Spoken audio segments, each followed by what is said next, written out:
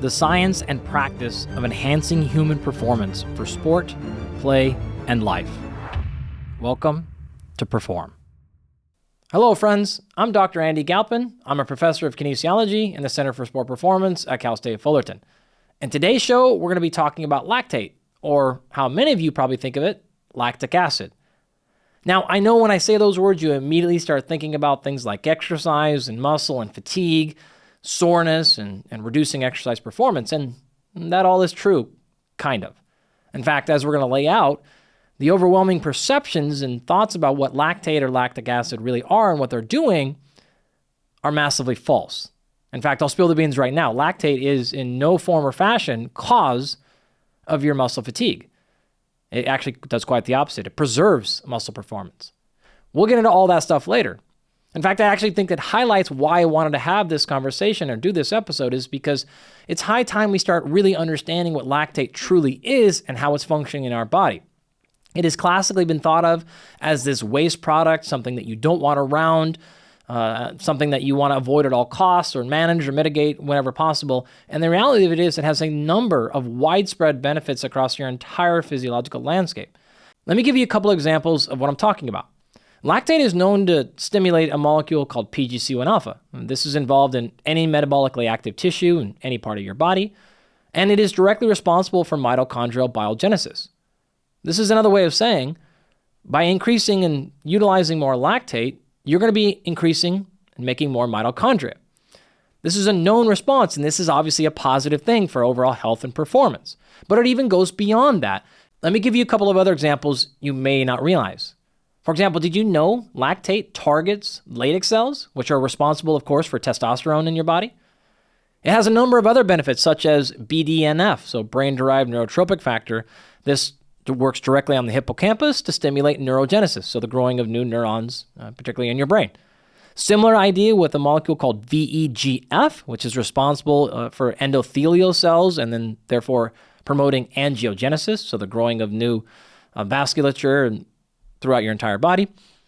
Ghrelin, which is associated with hunger. So lactate actually acts directly on the hypothalamus to regulate ghrelin. And one of the major benefits here is suppression of appetite. I don't need to explain a lot to you there, but very few people can do a high-intensity exercise bout where they generate a lot of lactate and then feel extremely hungry immediately afterwards. So appetite suppression with high lactate is a pretty easy one to imagine.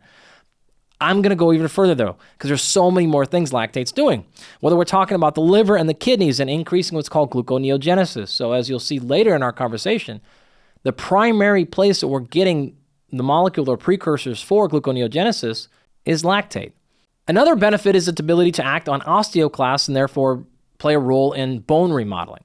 Now, I could go on here, and we're not quite done yet because I want to give you a handful of ones. I'm going to rapid fire these ones. But lactate, again, has been highly associated with positive adaptations across your brain.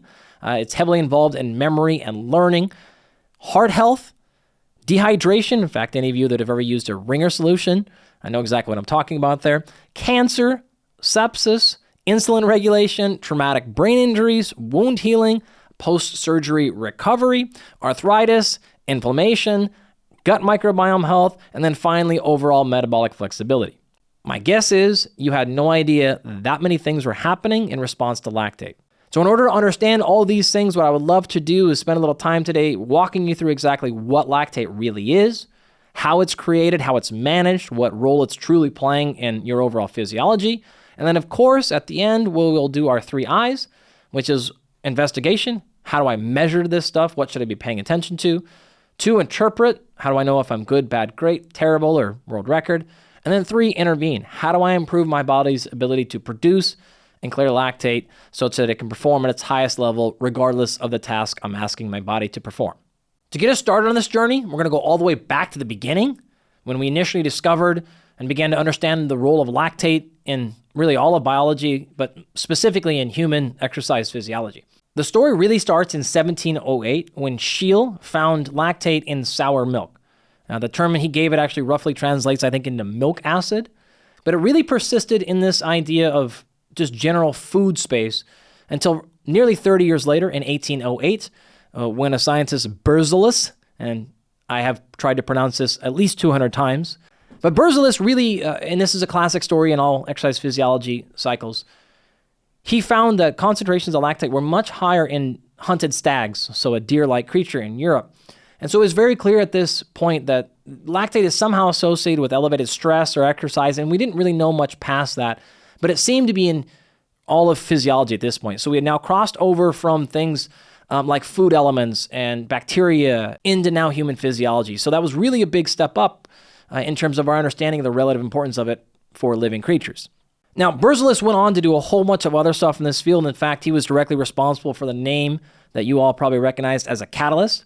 By studying lactate and trying to figure out what's going on, he really came up with this idea that he called ferments. Now, that sounds familiar because it is where we got fermentation from.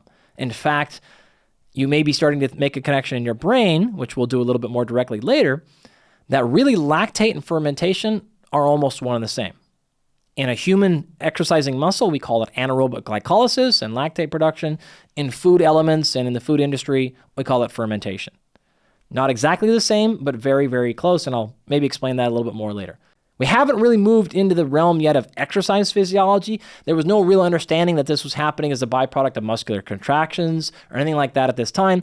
We were still at the level of understanding what happens when carbohydrates are used with and without oxygen. So in fact, we can be more direct here. When we break down carbohydrates for a fuel source, that's fermentation. You do the same thing with protein. We call that thing putrefaction. Same thing happens with fat, and you call it rancidification.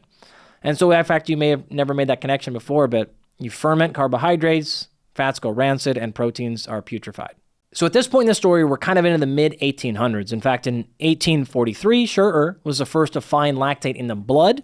He actually was autopsying folks that had died from septics and fevers and infections and things like that, and noticed during these bouts of really high fever. So we now know that, of course, that's really high caloric expenditure, really high need for energy, high temperature, et cetera, et cetera.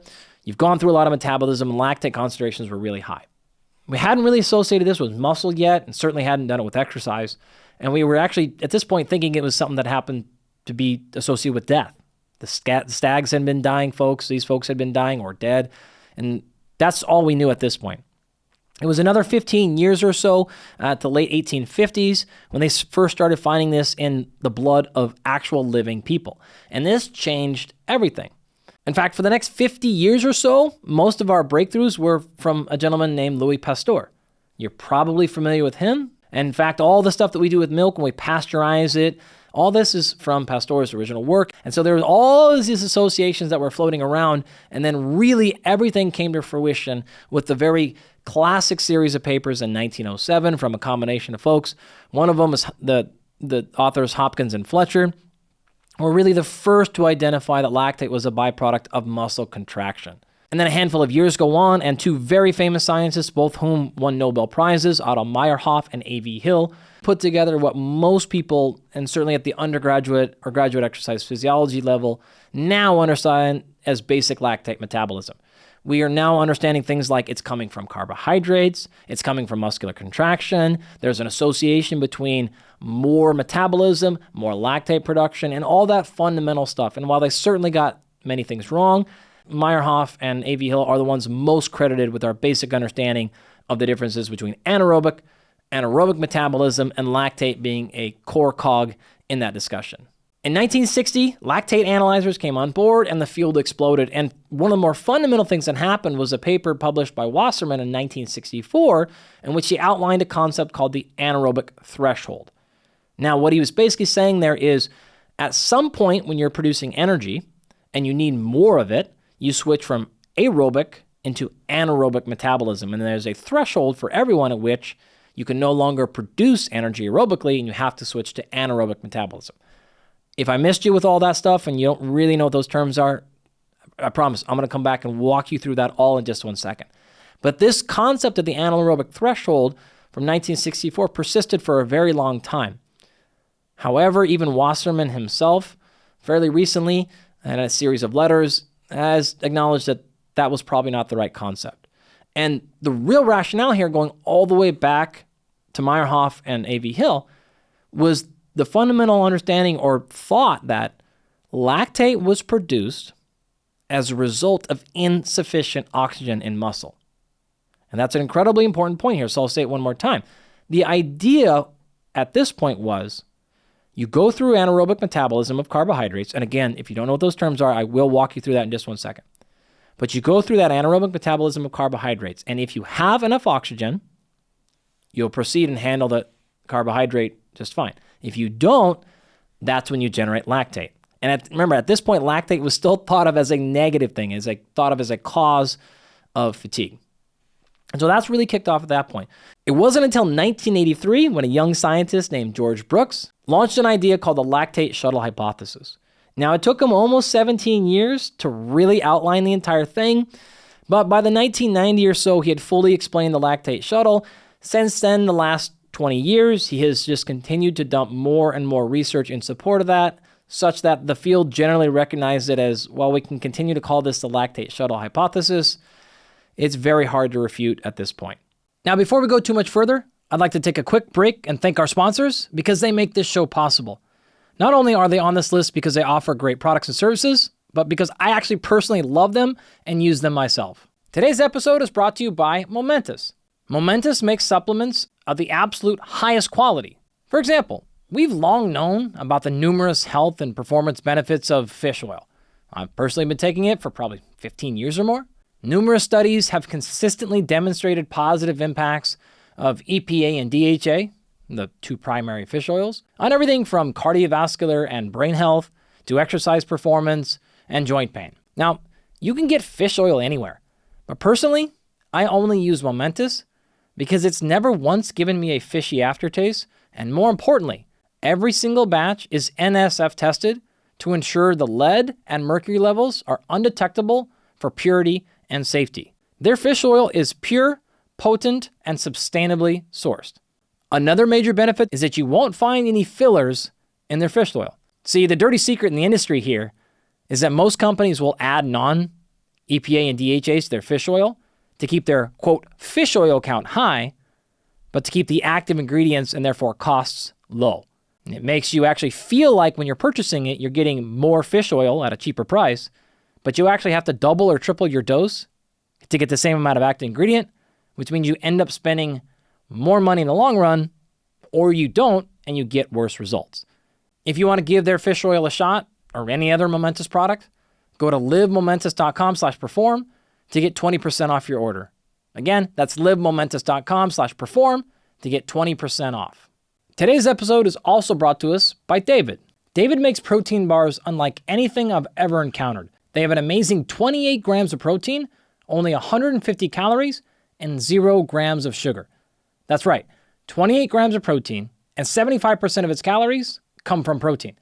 This is 50% higher than the next closest protein bar. Honestly, it's the best tasting protein bar I've ever had in my life by a mile. Now, I don't usually talk about products before their launch, but these bars by David represent a meaningful breakthrough in both macronutrients and taste. And when you guys try it, you will know what I mean. After lots of research and development, these David protein bars are releasing to the public in September of 2024. The macronutrients, one more time, are 28 grams of protein, 150 calories, and 0 grams of sugar. And they do this with excellent ingredients. If you're interested in trying these bars for yourself, you can go to davidprotein.com/perform to purchase, if possible, or be notified when they're available. Again, that's davidprotein.com/perform to purchase if possible, or be notified when they are available. So to this point, we've really been dancing around this idea of what lactate is, and I've been trying to argue that it's been misunderstood. And so now at this point, I think you're convinced, and so it's time for me to actually explain to you what it really is and how it's working. To get us going, the very first thing we need to address is the name. You've heard me continuously refer to it as lactate now, and not lactic acid. Lactic acid is almost never existent in the human body. See, what the functional difference is this. When you make a lactate molecule, in human physiology, at our temperature and pH, it almost immediately disassociates into what's called a lactate anion. So this is actually written as a capital L, little a, negative. And that means it has a negative charge. So it's a lactate anion with a hydrogen plus ion. So one thing you really got to keep in mind, physiology, and in fact chemistry in general, biochemistry, will regulate charges. And what I mean by that is a positive and a negative charge dramatically. In fact, this is how all of chemistry works, right? It's positive and negative charges going back and forth, and this is what determines how all molecules function. And so you don't ever want a situation in your body in which something is floating around with a positive or negative charge. So you almost always want to combine it so that they are neutralized. And this is why when you take various supplements, that they have weird things attached to them. Citric acid is a very common one. Salt's a common one. So they can balance charges so that they actually get into your system. They don't get immediately broken down or metabolized or connected with something else you want. So positive and neutral charges are absolutely essential to understanding what's going on here. And so you're never really going to see lactic acid in that form because it would require that hydrogen to be placed on top of it, and it's going to immediately disassociate. Keep this in mind later, as this is going to tell you the entire story of what we're going to talk about. Hydrogen itself is a H+. That is almost synonymous with proton. So remember, protons, electrons, negative charges, positive charges, right? So if you have a free-floating hydrogen anywhere, that is going to be synonymous with acid. In fact, the term pH, right? So if you have a low pH, you're acidic, a high pH is alkaline. So a lot of acid going around. pH, depending on who you want to pick, stands for either potential hydrogen or power of hydrogen. But the point is, pH is simply a measure of how much free hydrogen is around. More free hydrogen, more acid. It's the same thing. So that H+ is acid. So anytime I'm walking you through this biochemistry here, and you hear me say things like this results in a free hydrogen, I might say a free hydrogen, I might say a proton, I might say acid. In your brain, you can hear that all as the same thing. All right? There's no other sources of acid than hydrogen. So the opposite of pH is OH negative, and so an acid is a lot of H, alkaline is a lot of OH negative. You bring those together, you take an acid, you take a base, you put them together, and you make water. That's how the whole system works. Great. Now, lactate itself can come in two basic forms, L-lactate and D-lactate. In humans, we're almost always talking about L-lactate. When we think about D, we're typically thinking about the food industry. So you're talking about sauerkraut and pickles and yogurt, sour milk like we talked about earlier, beer, tomatoes, apples, wine, etc., etc. Almost all of those have a combination of D and L-lactate, but they're functionally a little bit different. Recent research is actually coming out on the role of D-lactate in humans, particularly regarding the gut microbiome. And so you can actually see, and you've probably noticed something, there's this connection here between fermentation, fermentable foods, sauerkraut, yogurts, gut microbiome health, and there's a strong relationship there. In fact, one of the things that's possibly, probably, potentially happening is when we ingest more fiber, we know that this is generally good for gut microbiome health. Potentially, and this is a strong potential, again, the research is very recent here, and there's a ton to learn about the gut microbiome, but that is aiding in the ability to ferment that fiber. That is then producing high-quality results like lactate. And so one particular thought that's being espoused right now by Dr. Brooks and others is that maybe D-lactate is a byproduct of some of the bacteria in your gut microbiome is increasing the amount of lactate in your system, which is a good thing. I told you, go back to the beginning. Remember all the positive things lactate is associated with. And so this could be one of the many reasons why a healthy gut microbiome is important for overall health and performance. Again, very early, but very interesting, and the connection seems to make some sense. We also can take a look at the research. I know in my group, lead author Greg Grosicki, we actually have published a review article very recently on the changes in the gut microbiome with acute exercise. There's a lot going on. We have an additional study going on right now on the gut microbiome in female athletes, and there seems to be a pronounced and positive association there with the ability to work with lactate in various forms. There are changes in athletes, in the bacteria associated with lactate production and clearance, and then it goes the other direction as well. So a lot to learn in this area, but there seems to be a very strong connection there with the ability to process, clear, generate, and handle lactate through the gut microbiome, through the blood, as well as in physical activity. So in fact, because of all that, there's some idea right now that D-lactate could be an important biomarker for overall intestinal permeability. More on that stuff later, but an interesting idea nonetheless. So like I said, while that part of the field is growing and evolving, what's extraordinarily clear is lactate's role in regulating metabolic acidosis. Yeah, that's right. Not contributing or causing and regulating it, as in stopping it from happening or even reversing it. Now, metabolic acidosis is the increase in acidic level of your blood in response to metabolism. That's most simply its point. But think about it this way. Your body regulates a number of things to keep you alive. How much blood sugar you have, your blood pressure to make sure you're moving blood throughout your system. But over and on top of all of that, the single most important thing for your body to regulate at all times is your pH level. If you become too acidic or too alkaline, all of the enzymes in your body, for the most part, stop working. You'll die very quickly. It's a huge problem. And so making sure you're not either alkalytic or acidotic, getting too far outside those ranges, is the single top priority of your body at all times. And you've got to keep your brain alive, number one, and you've got to make sure your pH is on point. And so when you get this situation where you are slightly acidic, and it's not that much, by the way, the pH regulation in body is very tightly controlled, especially relative to things even like lactate concentrations, which can go up orders of magnitude. You don't change pH very much under any circumstances. So if you were to alter your pH, say at a baseline of somewhere in the neighborhood, we'll just make it like 7.1, 7.4 pH, and you were to go down to like 5, you're dead. Right? So you're going to keep it way, way, way tighter than that, right? You would, trust me, if your pH was below 6 or below 7 into the 6s, you would be feeling that very, very, very much. So metabolic acidosis in that particular case, again, is when the pH or the concentration of acid gets too high. And so just take, for example, one of the fastest ways that you could deal with that is to get an IV of lactate.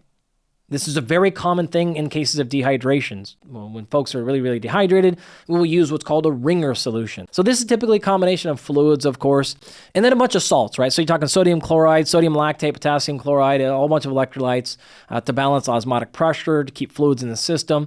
But really, you're getting a ton of lactate because it can go to the liver, immediately be converted into what's called bicarbonate, and bicarbonate could then kind of eat up all the free pH, all the free hydrogens, rather, that are floating around, and now careful terminology, and increase your pH, meaning reduce acid level, right? Higher pH means more alkaline. So don't want to confuse you there. But the point is, you give somebody a bunch of lactate in that form, you're going to make a bunch of bicarbonate, and you're going to reduce, you're going to alter what's happening at the kidney with urine secretion, and you're going to make yourself more alkaline, back to normal. So this is a very, and any of you in the medical field that are listening are like, yeah, this is like very basic medical physiology 101. Lactate will help with metabolic acidosis. But if I really had to boil it down, I would say the 3 primary roles of lactate in your body is, number 1, it is the primary energy source of mitochondrial respiration. 2, it is the primary precursor of gluconeogenesis. And then 3, it is a signaling molecule or hormone. In order to understand this, we've got to talk about metabolism and learn how you actually produce cellular energy. Now, in humans, you've got 2 primary places you can go, fats and carbohydrates. And there are some pros and cons to each. And in fact, really the way to think about this is not such as like a one's better than the other one. That's completely misunderstanding the point. They're meant to be complementary. They want to give you options. This is what metabolic flexibility means, the ability to use fat or carbohydrates in the best possible situation. This allows you to be most efficient as well as most productive. Create tons of energy when you need it and not waste any when you don't. But the way in which we create energy from fats and carbohydrates is quite different. And so from the highest onset, fat has to use aerobic metabolism. Keep that in mind. There are no ways in human physiology to anaerobically metabolize fat. Carbohydrates, though, are particularly powerful because it can do both anaerobic and aerobic metabolism. What's that mean?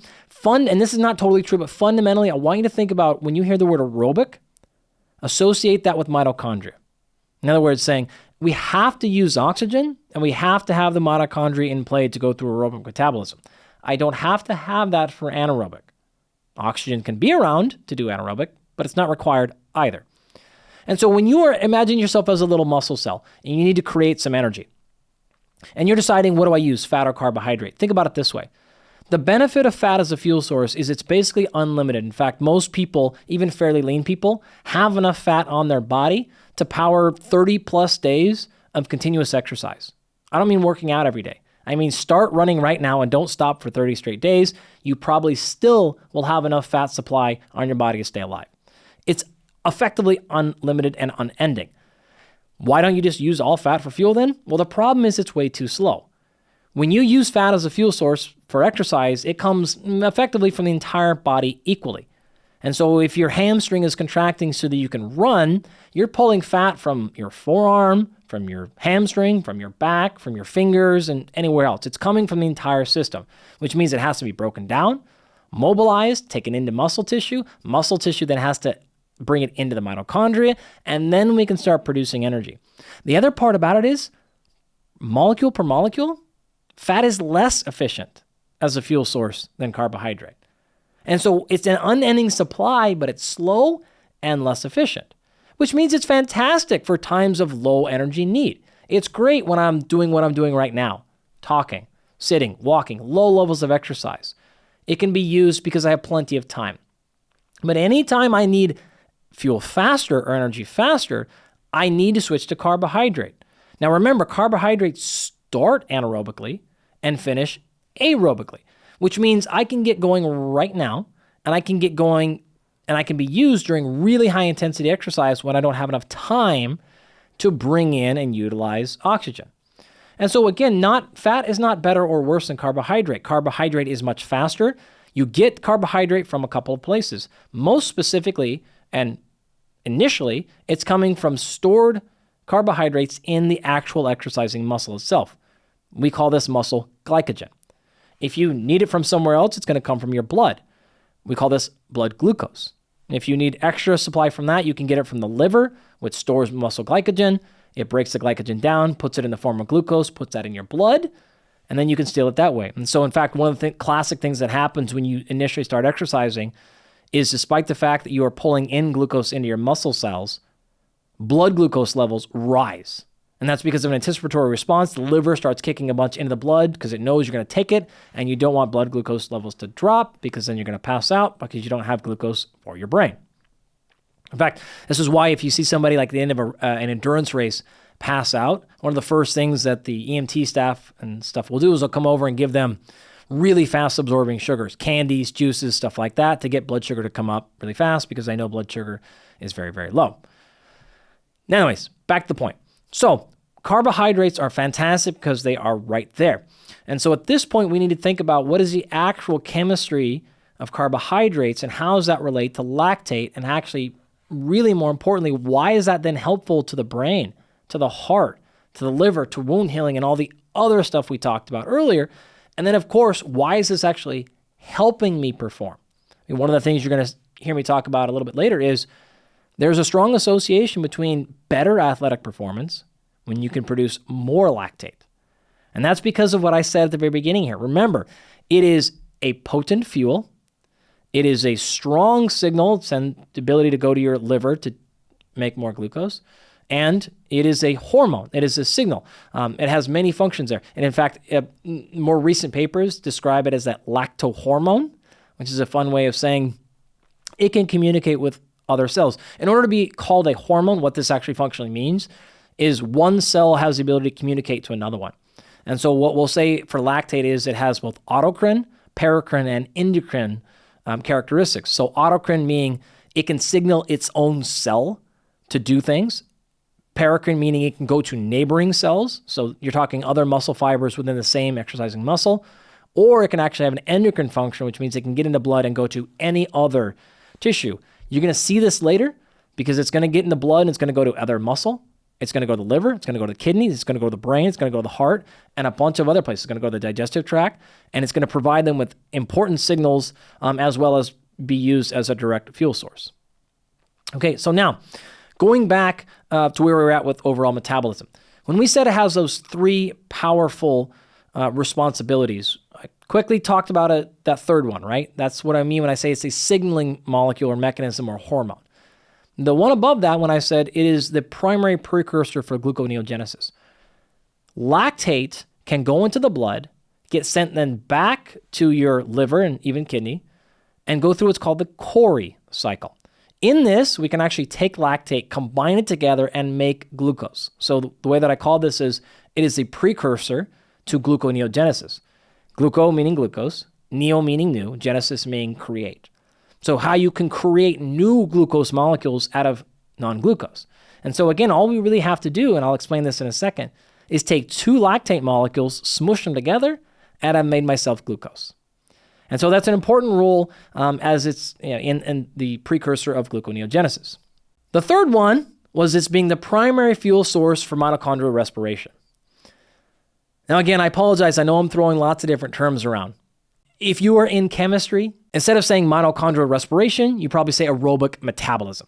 They're not exactly interchangeable. As I've discussed earlier, fermentation is not the same as anaerobic glycolysis. Again, functional distinction there. When you're talking about bacteria or food types of things, we're going to call it fermentation. When you're talking about an exercising muscle itself, it's now anaerobic glycolysis coming from mitochondria. And so, again, trying to not throw you off in terminology, but as you're reading or hearing other things, that's really what we're talking about. And so the ability of lactate to be a primary fuel for mitochondrial respiration is exactly how we started the show. One of the primary things that lactate does is stimulate mitochondrial biogenesis. It tells your body to make more and make bigger mitochondria. And in fact, it works together in this entire meshing network. And when we generally talk about mitochondria, people kind of think about it as these independent units. But more recent research is suggesting that is really truly a network effect. You're probably familiar with mitochondria, but it's incredibly important for exercise performance and a number of overall health and longevity metrics. And so people go out of their way to try to stimulate and increase and have various protocols that they do to enhance mitochondria. And lactate's probably the best one. And so that right there is explaining why you should be paying attention to it if you care about mitochondria. It's the top place to go to increase it or improve its quality. So to get back to the biochemistry, what's happening here? Remember, fat as a fuel is coming from the entire body. Carbohydrate is coming from the cell that is exercising itself. Fat has to go through aerobic metabolism, which means it has to go into mitochondria. But carbohydrates are going to start anaerobically and finish aerobically or finish in the mitochondria. So as a very quick reminder, your muscle cells have 2 functionally different areas. They've got what's called the cytoplasm or cytosol, which is kind of like this jelly-filled thing that's all around the inside of your cells. All your organelle are inside of that. And then in this particular case, you've got mitochondria. Anaerobic metabolism, whether we're talking about creatine or in this case, carbohydrate, happens in that cytosol. If you want to then use aerobic metabolism, we've got to now shift into the mitochondria. And this is another reason why aerobic energy from either carbohydrates or fat just takes a little bit longer, because we have to have that even when we're in the muscle cell, there's that additional step needed to get it into mitochondria to then really go through the metabolic processes there. All right, now, last little background before we really get into this story. Remember, fat and carbohydrates are just functionally large chains of carbon. So a fat is, in the case of a triglyceride, is a glyceride, which is a carbohydrate. It is a glyceride, 3-carbon molecule. Each one of those carbons has a long chain of carbons attached to it that we call a fatty acid. So a triglyceride is 3 fatty acids attached to a glycerol backbone. Think of it this way. It is a 3-carbon carbohydrate with 3 long chains of fatty acids. And all those long chains of fatty acids are carbons. Depending on how many carbons are there, we call it a different fatty acid, stearic acid or linoleic acid or other things like that.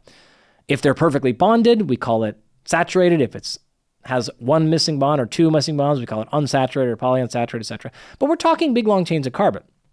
So when 1 molecule of fat comes in to a cell for energy, we have a lot of potential carbons. However, carbohydrates, in the case of exercise, remember, it's coming from glucose. That is a 6-carbon chain. So it is much smaller. So benefit of fat, unending and way more carbon per molecule. Carbohydrate way faster, can go anaerobic in the muscle, but only 6 total carbons. Why this functionally matters. Here is all of metabolism summed up in about 5 seconds. You break off carbon. You run it through a whole bunch of steps and processes to get rid of that. That releases energy. You use that energy to make a molecule called ATP. You then get rid of carbon, put it in your blood, put it in your lungs, and breathe it out. So you breathe in oxygen. You break up fat or carbohydrates. By breaking those carbon chains, you give off energy, use that energy to make ATP. The waste product is carbon. You attach that to the oxygen to make carbon dioxide. You breathe that out. So the net result of all metabolism is three things and three things only: ATP, water, and carbon dioxide. Now, if you were in my laboratory, I could put a little mask on you, connect you to what's called a metabolic chamber, and I could actually identify how much fat you're using for fuel or carbohydrates you're using for fuel. A little bit of math that goes on there, and we can figure that out because of the different efficiencies between the carbohydrate and fat, like I said earlier. But the point is, by simply measuring carbon dioxide, I can measure and identify what you're burning for your fuel. And one of the things that tells us when you start increasing lactate and you pass into these different areas of aerobic or anaerobic metabolism is when the rate of carbon dioxide that you're making or exhaling starts to now be different than your rate of breathing. And I can now tell, okay, wait a minute, those things should be in lockstep. But when they're not, the rate of increase of carbon dioxide is different than the rate of ventilation. I know you've switched ways you're getting energy. That's the quick version of what's happening there. All right, now, while you are doing low levels of exercise or even all the way down to sleep, it is advantageous for you to use fat as a fuel source. Again, unlimited supply. I don't have to run it out. I have a limited supply of carbohydrates. I can only store so much in muscle, very, very small amount, typically like a couple of teaspoons total of glucose in my blood, and then very small amounts in my liver. Remember, the liver is like the football size thing. Relative to how much fat you could potentially have on your body, that's unlimited. And so carbohydrates are always meant to sort of be there for sustained living and high-powered exercise, and fat is your backup tank. It's your reserve, right? Now, when I start going through exercise, the ideal situation would be to spare my glycogen, spare my glucose, spare my carbohydrates. Okay, all same thing here. So now, ideally, you would use all fat for fuel. That'd keep you nice and lean, of course, and we wouldn't be wasting our preserves and our concentrations of carbohydrate. But because it's slow, what effectively happens is at rest, we have a value that's called RER or RQ. So this stands for respiratory exchange ratio or respiratory quota. Typically 0.7, 0.8, something like that in a lot of people, maybe a little bit lower if you're fit. And that suggests that you're burning mostly carbohydrates, but a decent percentage of fat. As you increase exercise intensity, that number will climb. In fact, a score of 1.0 literally means that you're burning 100% carbohydrate. Because I can't break down and utilize fat as a fuel source anaerobically, as soon as I cross that aerobic into anaerobic space of exercise, I now cross out of my ability to use fat as a fuel. Another way to say that, once exercise intensity gets too high, I can't use fat as a fuel. And so from there, I'm lowering the percentage of energy that's coming from fat and increasing the percentage of energy that's coming from carbohydrates, such that when I get to truly high intensity exercise, that number becomes 100 and 0. All my energy from carbs, none of it from fat. The opposite never exists. You can never be in a situation where you're burning 100% fat. In fact, the highest you're going to probably get, maybe 60% fat, maybe 70%. Not much higher than that, though. Maybe you could argue me 75, but that'd be sort of your peak. And so we are uniquely positioned as humans, and all mammals really, to burn carbohydrates. That is the primary fuel source by a landslide. Basic physiology will tell us that. Doesn't mean we only want to use it. In fact, the idea of metabolic flexibility is I have strong capacity to go back and forth between utilizing fat and utilizing carbohydrates. Now, a lot of folks in the last couple of years have significantly misinterpreted and misdescribed what metabolic flexibility is. Perhaps we'll do an entire show on that. Maybe we should, how to test it, identify it, improve it, et cetera, et cetera. But metabolic flexibility does not stand for your ability to maximize fat burning. That is not at all what it is. It is exactly what I just said, the ability to use both effectively. If you hedge towards only fat burning or hedge towards only carbohydrate burning, those are not metabolically flexible. You want to do both. More on that later, perhaps, if you all are interested. So as I get to this high intensity of exercise, in fact, this is one of the ways, one of our metrics we use to identify whether or not you are at a VO2 max is, do you cross a threshold of 1.1 on your RER is the typical standard there, which mathematicians are saying, well, wait a minute, I thought 1.0 is 100, and it is. And so anything above that actually represents you hyperventilating, which again tells us kind of where you're at. So I've actually seen, I'm myself pretty typically can get to like 1.35, 1.4. I've seen plenty of athletes get up there, which means you are producing a significant amount of carbon dioxide as a waste product, and you are in significant discomfort as well. And so that's really what's happening, right? We're burning a lot of carbohydrates at high intensity, and the lower the intensity goes, the more fat we're burning as a fuel. Why is that? Well, this is exactly based on the stoichiometry and chemistry of how we can get to energy. So when we use fat as a fuel source, let's say we broke it down from our back of our arm or our face or whatever, and we want to use it to power energy in our hamstring. The fat has to get put into blood. It's got to get transported on a protein. It's got to get into our exercising muscle. It's got to go through transporters there. It's got to then get transported into mitochondria. That is limited by the amount of carnitine that's there. Some of you may have explored and used carnitine as a supplement. That's exactly why. That's the rate limiting step. Okay. Now, the more mitochondria I have, the more then I can bring in, and the more carnitine I have on the mitochondria themselves, the more I can bring in. But I have to bring that in. The problem is you have these giant long chains, 16, 18 carbons. They're too big. They can't get into the mitochondria. So what you do is you cut off 2 at a time. And I know exercise physiologists, I know biochemists, I'm skipping a tremendous number of steps here. But nonetheless, you're going to cut off 2 carbons at a time. This matters. This matters to lactate. Hang 1 second and I'll tell you why. When you cut off those 2 carbons at a time, that is called beta oxidation. You've used oxygen to do that, and it's beta because you cut off 1, 2 of the carbons. Those 2 carbons can then get transported into the mitochondria. Those 2 carbons together like that are called acetyl-CoA. Very important, acetyl-CoA.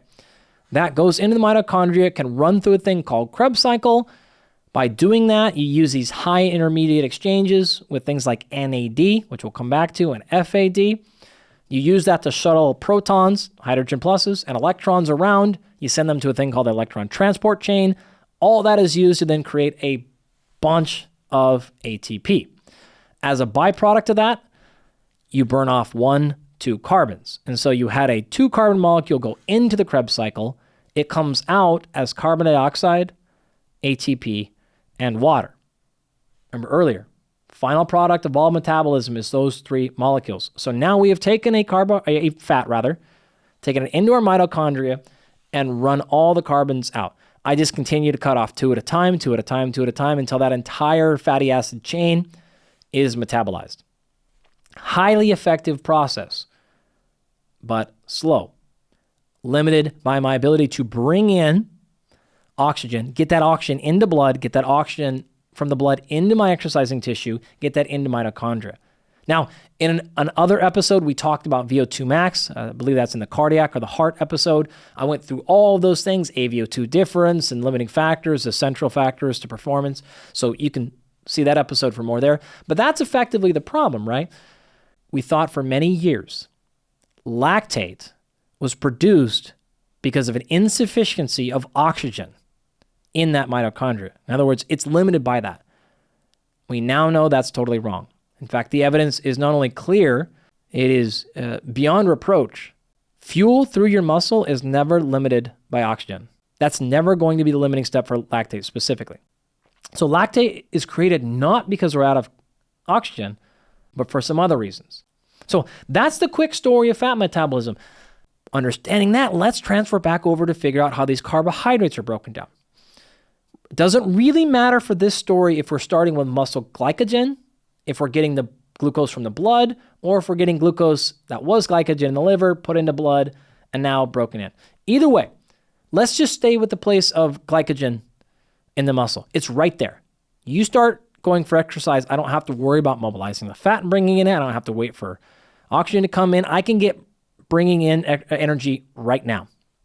And so in this particular case, Carbohydrate, the chemical formula is C6H12O6. What's that mean? Why does that matter? That is 6 carbons attached to 6 H2O molecules. Folks, that's what carbohydrate means. It is a carbon that has been hydrated. It is 1 carbon and 1 water. In the case of glucose, there are 6 of them. Now, if you go to fructose or some other forms of sugar or carbohydrate, they have different amounts of carbon. But in this particular case, you have 6 carbons attached to 6 waters. That is a carbohydrate. So, when that is inside the muscle cell, the cytoplasm, if you will, sitting there, and we've decided to not use phosphocreatine as a fuel source, which is the primary and fastest one, and we want to use carbohydrates, this initial step is what we call anaerobic glycolysis.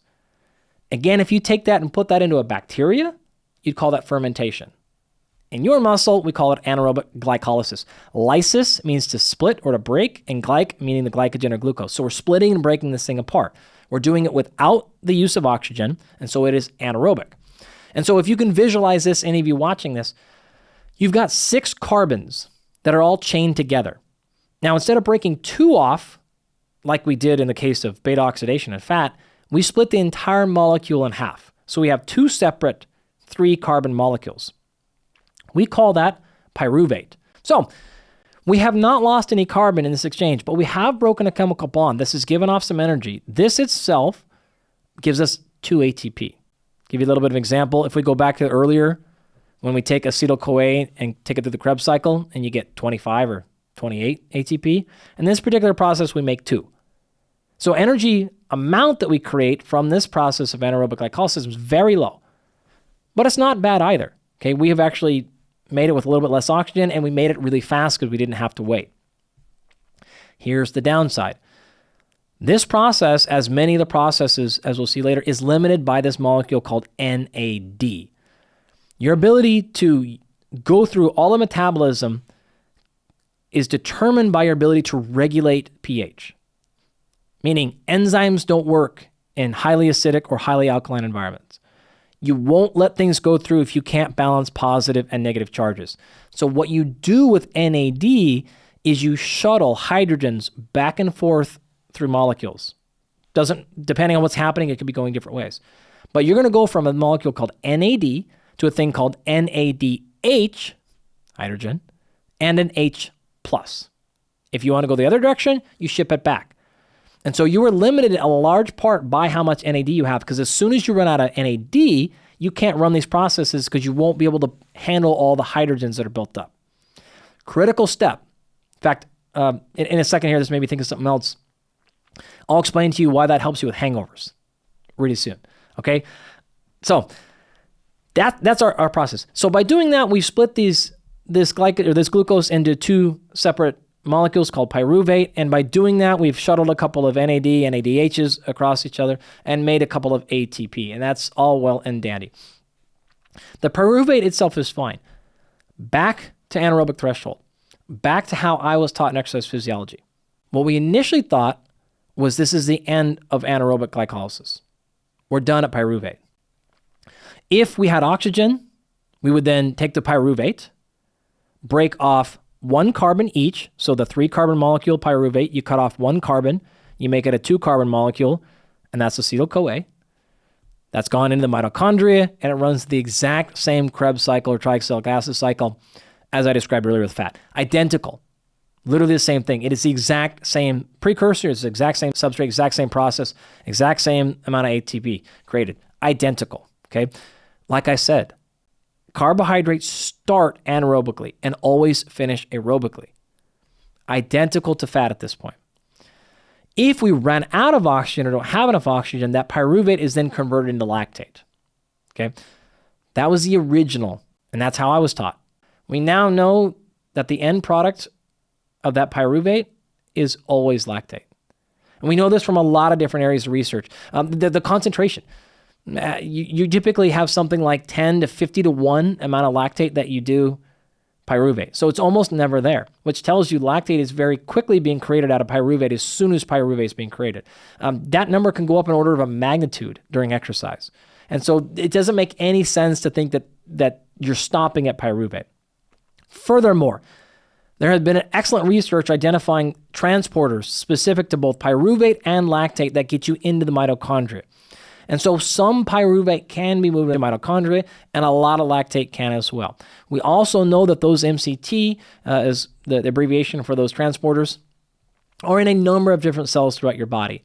And so we can move it throughout, and that's one of the reasons why we have this lactate shuttle ability. So here's what we think at this understanding right now. And of course, as research comes on board, we learn more things, we might change our opinion. But according to the research right now, the prevailing thought is the end product of anaerobic metabolism is always lactate. The majority of that is going to go into the mitochondria in the working cell. Some portion of it is going to leave muscle. In fact, what happens here is once your ability to process that lactate is exceeded by your lactate production, in other words, you're making more lactate than you can handle in that cell, you begin to transport the lactate out of the cell. We call that lactate efflux. You put it into the bloodstream and you ship it to a number of different areas. The first place you ship it to are neighboring muscle fibers that are not working or have a greater ability to process lactate. Now, think about it this way. Anaerobic metabolism is more common in your fast twitch fibers. Aerobic metabolism is more common in slow twitch fibers. The amount of an enzyme called lactate dehydrogenase, which is the enzyme that switches you back and forth between lactate and pyruvate, is about 50% higher in slow twitch fibers. And so we're creating it in fast twitch fibers and likely shipping it into slow twitch fibers. So those slow twitch fibers got a pre-digested, half broken down sugar molecule. It's an insanely effective fuel source. It didn't have to do anything, didn't have to increase its acid concentration, didn't have to run through any of its NAD, and it got a pre-digested, if you will, fuel source. At the same time, the fast twitch fiber benefits from being able to run through metabolism faster and not having to deal with the waste products. So it's a win-win-win-win-win. If those muscles don't want it, it can go, again, as I said earlier, in the blood and can go to the kidney or liver for the gluconeogenesis. It can go to the heart, which absolutely loves lactate as a fuel source. In fact, the heart is the biggest consumer of lactate of any organ in the body. It's actually the preferred fuel source over glucose, especially during ischemic or anytime oxygen concentrations get low in the heart. It loves it. It can go to the brain. And the astrocytes, actually, which are like these star-like neurons that are all, or cells that are all across the central nervous system, they prefer lactate as a fuel over glucose or anything else. In fact, this is also why you see things like ketones and other non-carbohydrate fuel sources, because we know we need that as fuel for astrocytes. And lactate is basically, again, pre-digested carbohydrates. So it is adored across the entire physiological system as a lovely fuel source. So not only is it grabbing on and holding on and making you less acidic, it is a phenomenal signaling mechanism as well as a direct fuel source for almost every tissue in your body. I'd like to take a quick break and thank our sponsors. Today's episode is brought to you by AG1. AG1 is a foundational nutrition greens supplement. That means AG1 provides a variety of vitamins, minerals, probiotics, prebiotics, and adaptogens in an easy-to-drink greens powder. Initially, I was very skeptical of AG1, as I am with all supplement companies, frankly. But after months of discussions with their lead nutrition scientists and the team at AG1, I've been impressed by their commitment to sourcing the highest quality ingredients and rigorous testing to ensure that every single batch is free of banned substances, allergens, heavy metals, microbes, pesticides, herbicides, residual solvents, and mycotoxins. It's even earned the prestigious NSF Certified for Sport third-party testing approval. Now, AG1 is not a replacement for eating whole foods, but it is a great way to fill in the gaps, and it's been a big help pushing some of my clients just in the right direction for eating more high-quality foods because it helps them with cravings, digestion, and many other benefits. Now, not everyone needs to consume greens powders, but if you're going to do so, you better make sure it actually includes the ingredients that it claims to, and that those ingredients are of the best sourcing.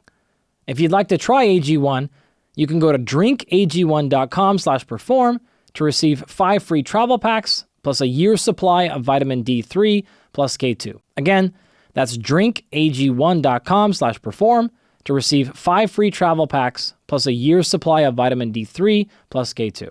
Today's episode is also brought to you by Renaissance Periodization. If you want to put on muscle through science-backed training programs, look no further than Renaissance Periodization.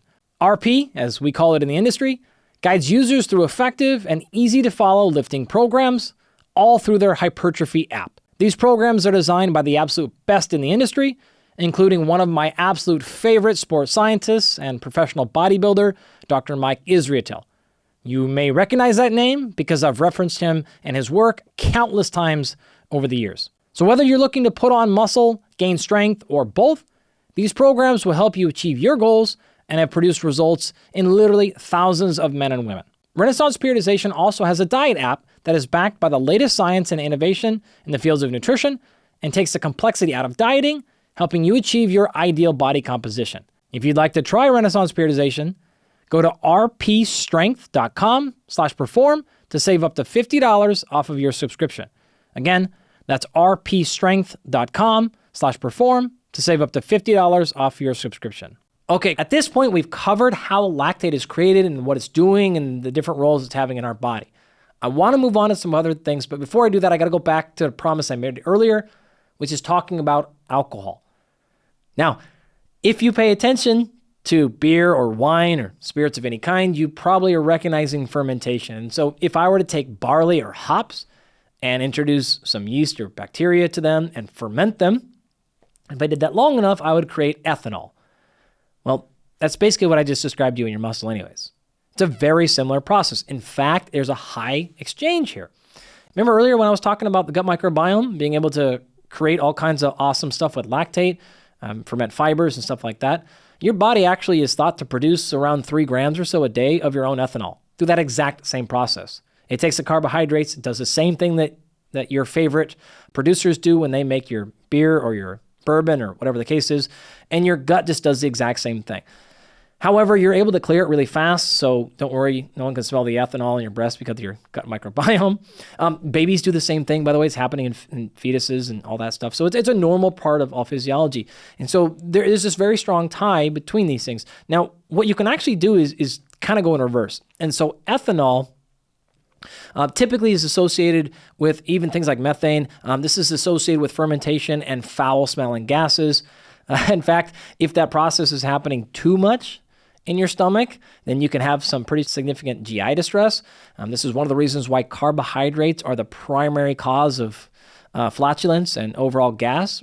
But nonetheless, what's really happening is you've got your ethanol alcohol. You've created it yourself or you've brought it in. That's ethanol, ETO. If you're in my lab, you'll see all the bottles with ETOH on them. That stands for ethanol. We use that to clean surfaces and a bunch of different things in reaction. But if you were to have this in the form of an alcoholic drink or whatever, your body would bring this in and it runs almost identical to the pyruvate metabolism that I just talked about. So you can take ethanol, and the very first thing you're going to do is convert that into a thing called acetaldehyde. Now that is highly toxic and primarily responsible for hangovers. And so one of the things that's happening is when you bring in that ethanol again, you're immediately digesting it as quickly as you can in your liver. When you do that, because it has to go through the liver for the most part, because this is metabolism, now you can think about that this is basic carbohydrate metabolism. Now, when you increase carbohydrate metabolism, you tend to decrease fat metabolism and the opposite, right? So these are kind of working back and forth. So unlike earlier when we talked about the lactate shuttle and I said, hey, you should stop thinking about lactate as this negative byproduct. You also need to really stop thinking about aerobic and anaerobic metabolism as a tug of war. It's not good or bad.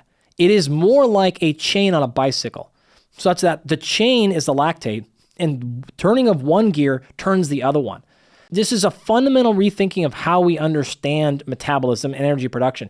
Anaerobic and aerobic metabolism are not at each other's throats. They are productive, and lactate is the signaling mechanism from one to the other one. It is the precursor for mitochondrial biogenesis. It is a precursor for gluconeogenesis. It is a signaling mechanism. It is this, as George Brooks called it in one of his more recent papers, it is the phoenix rising again. It is a restored understanding that this is a collective, cooperative relationship between aerobic and anaerobic. It is not a tug of war. That's the absolutely wrong way to think about it. So when we're in the liver here and we're handling this carbohydrate metabolism, because the need to go through carbohydrate and anaerobic glycolysis is so high, it shuts down fat utilization. Why this is problematic is this is why high amounts of alcohol consumption is associated with fatty acid development in the liver. This is exactly what happens. You're supposed to be metabolizing the fat there, but you can't because you're too busy processing the alcohol, and so that fat then becomes stored. You shifted the burden. It's also why alcohol intake is associated with overall fat storage because, again, you're down-regulating fat storage everywhere because you're upregulating the need to do the ethanol in your liver. That fat then gets stored everywhere else. Now, as long as your calories are equated, it's a little bit different, but alcohol typically comes in caloric excess, and so then you've got extra calories that need to be burned, but you can't burn the fat, so they get stored. So that ethanol then, like I said, is supposed to be converted into acetaldehyde. Acetaldehyde is very easy to then convert into acetate, which is then converted directly into acetyl-CoA. So you're right back to where you started. The ability to cruise back and forth between pyruvate, acetaldehyde, and all the way up to ethanol is fairly quick, to be totally honest with you. And so you can cruise back and forth between those things. And so whether a bacteria or in your own system, whether you're creating yourself, you can create some acetate yourself. You can go backwards up and down that chain. But really, you're talking one step away. And so ethanol, again, acetaldehyde, tons of that going through metabolism. That concentration gets really high. You get super hungover. So what do you do about it? Well, this is one of the reasons why getting a big sweat in the next day or going for a run or working out tends to help some of the symptoms. Not all of them. There are many symptoms associated with a hangover, but one of the things that you're doing is you're increasing the demand for acetyl-CoA. It doesn't matter if you're going aerobic or anaerobic, because remember, acetyl-CoA comes from the breakdown of fat or carbohydrates. Anaerobic or aerobically, it's going to get there. And so you've increased your demand for acetyl-CoA. So instead of leaving things in the form of acetaldehyde, which again is really problematic, you force it to be converted into acetyl-CoA because you've increased the demand for that. And so you can kind of think of it as like the old college, I got to go burn out all the alcohol to get out of my system. That's not exactly what's happening, but it's also not super far off either. You're really just using it as a fuel source. Now, alcohol as a fuel source for exercise performance is not a good thing. This is a very, very slow and rate-limited process. In fact, this is being limited heavily by NAD concentrations. You're going to run out of them. And so that process gets backed up very, very, very quickly. You can do a handful of things to potentially try to escalate that or keep that going faster. But the reality of it is your liver is only so big. It can certainly take a beating. It is one of the most regenerative tissues in all the body. But that said, you're going to only metabolize alcohol. So in fact, some of you have probably heard of some people metabolize alcohol much faster than others. And that's specifically because the acetaldehyde dehydrogenase molecule, the more that you have, the faster you metabolize alcohol, the slower, the lower. This is the red face flush and all those other things associated with low alcohol metabolism. So alcohol metabolism, fermentation, anaerobic exercise, carbohydrates, starches, all this stuff, very, very similar. Fermented foods, all this stuff can really come back to, and in some part, lactate. Okay, so to get us back on track here, up to this point, we've talked about what lactate really is and its role in physiology and then more specifically exercise physiology. But if you're a curious mind, you may be thinking to yourself a handful of things. Wait a minute. So I'm confused at this point. Is more lactate good or bad? You keep saying it's good, Andy, but I haven't quite made that connection. And if so, how is it really good? What is it doing? Maybe go a step further. If it's good, is more better? And what does more mean? More in the cell, more getting out of the cell, more in blood? What really is going on here? And so can you bring it all together for me and help me truly understand the role of lactate, what it's doing for my body, and why it's positively affecting all these other organs outside of exercising muscle? Let's start off by just answering the question of, well, is more lactate better? That's a little bit tricky to answer. So remember, lactate is created in exercising muscle, and then at some point, when that rate of production exceeds how much the mitochondria can handle, it starts getting pushed into blood. Now, in order for me to know how much lactate is actually going on in your muscle, I'd have to go in and take a biopsy. So that's really tricky. The easier way to understand that is to measure it in blood. And so we can look at things like onset of blood lactate concentrations, how much lactate's in your plasma or whole blood overall, and different things like that. And kind of depending on which metric you look at, you're going to get different values, different terminology. And so again, admittedly, that stuff can be a little bit tricky. I want to try to simplify it as much as I can for you right now and give you just the overview of what I think the field is saying rather than all those individual details, because it will get unnecessarily tricky at this point. Well, there's research suggesting that higher level athletes, those that have greater performance in endurance-based events, actually are able to handle more lactate. At the same time, there are plenty of anecdotes for folks like Michael Phelps, who supposedly sustained extremely low concentrations of lactate.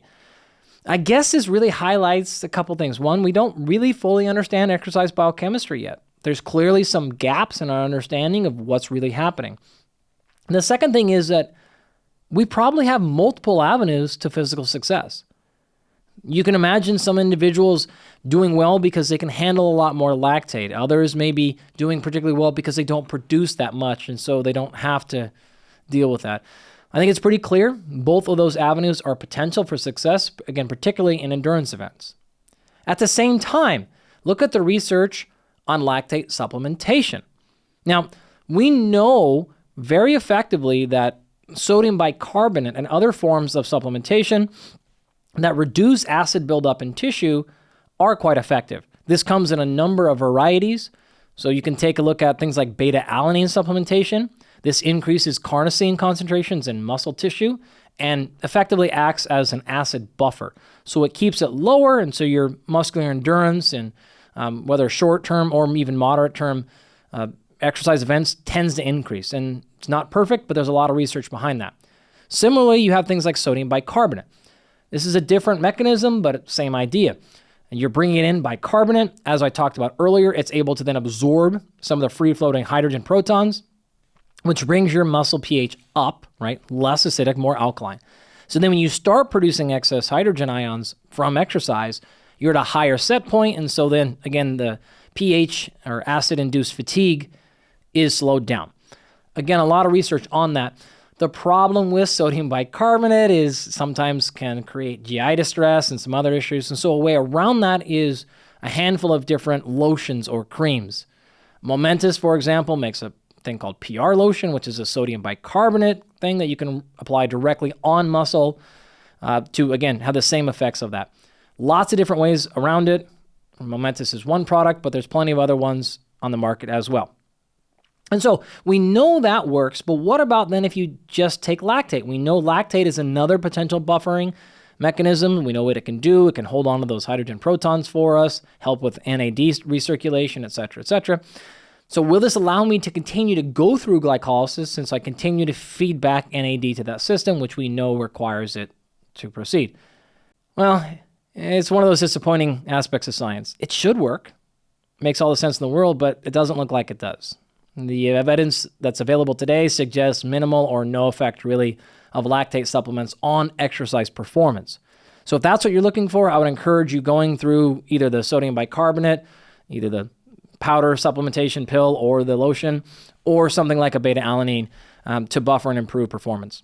At the same time, there is much more room for hope in application of lactate supplements for other outcomes. In fact, I know of multiple trials led by the legendary George Brooks, who I've mentioned multiple times.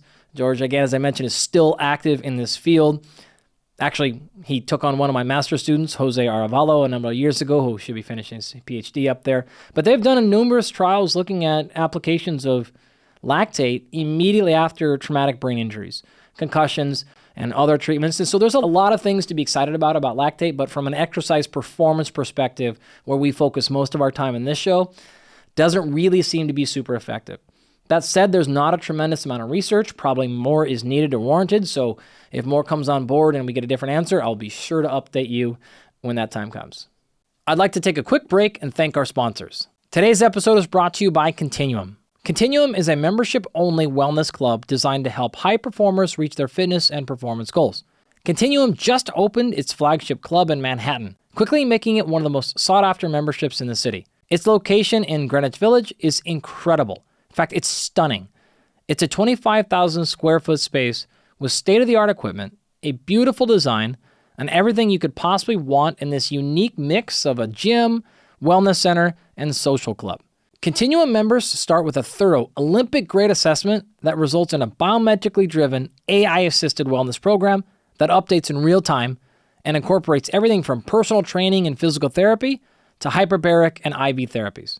By bringing together true fitness experts, best-in-class technology, and proven wellness services and amenities, Continuum delivers the most comprehensive solution to performance. I've been involved with Continuum, working as their head of performance science, since their founding, and I've been incredibly impressed by what the team there has built. If you're interested in joining Continuum, their team has agreed to give a select number of you, the listeners here, a fully waived onboarding, which includes VO2 max testing, DEXA scans, blood panels, sleep analysis, and more, all at their fabulous New York City flagship location. To learn more, visit continuum.club/perform. Again, that's continuum with 2 U's, .club/perform. I realize at this point now I've talked about lactate and convinced you that it's not a cause of muscle fatigue, but I haven't explained to you what is. So I didn't really plan to get onto this in this episode, and in fact, we may do an entire show on just fatigue management sometime down the road, perhaps in season 2 or 3, we'll see. And so, but I got to give you a teaser here. And really to reiterate, it's not lactate that causes the fatigue, but pH can be a legitimate issue.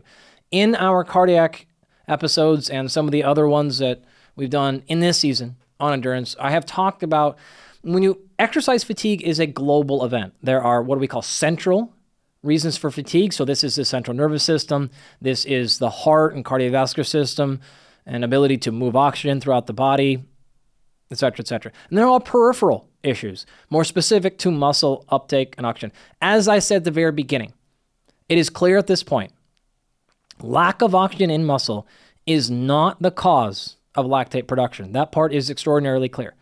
I think it's also fair at this point, while people are debating still whether or not fatigue is central or peripherally driven, I think it's hard, in my opinion, to make a reasonable argument that it's not a combination of both. There are excellent review papers on this that cover dozens of different explanations. I would love to be able to explain to you in 1 or 2 words what the real culprit is. That's just not the case. Easy examples. If you change and alter pH with exercise, I'm almost exclusively talking about more acidic. Could be more alkaline. It would have really the same effect, but really it's acidic. You've made that pyruvate. You've then tried to convert that into lactate, or you have successfully converted it into lactate. Either way, you still have hydrogen floating around. When you take ATP and you split it into ADP, that goes through a process called hydrolysis. This still results in hydrogen production. And so no matter how you slice it, if you're contracting muscle, you're going to generate hydrogen. That's going to make the environment more acidic. Enzymes, all of the enzymes involved in aerobic, anaerobic, phosphocreatine, muscle contraction, all of those are going to have a problem in excessive acidic environments. Same thing with temperature changes. We see alterations in things like calcium signaling. So calcium is one of the important minerals required for muscle contraction. That gets altered during muscle fatigue. The little environment organelle inside your muscle called sarcoplasmic reticulum, so it holds and stores your calcium and releases it, becomes problematic. There are issues with magnesium. Magnesium then starts taking the place where calcium should be there and inhibiting it. So we see single muscle fiber contractile problems. We see oxygen transportation problems. We see other issues associated with ATP pumps and sodium-potassium pumps being dysregulated and changed and altered. So really the most fair and honest way to explain to you why you're getting fatigued, well, I know it's not because of lactate buildup. That's true. And it's definitely not because of lactic acid. And for that matter, lactic acid is not even close to being responsible for your muscles being sore the next day. That has nothing to do with the equation.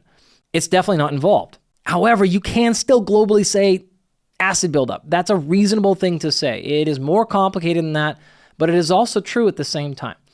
It's just probably most appropriate to say, while there is an increase in acid buildup during muscular fatigue, it's not lactate. Lactate's actually probably saving you from acid buildup. If that wasn't there, you'd have even more acidity. But still, you see how those two things are going to be highly associated. Let's go back to the very beginning. Hunted stags.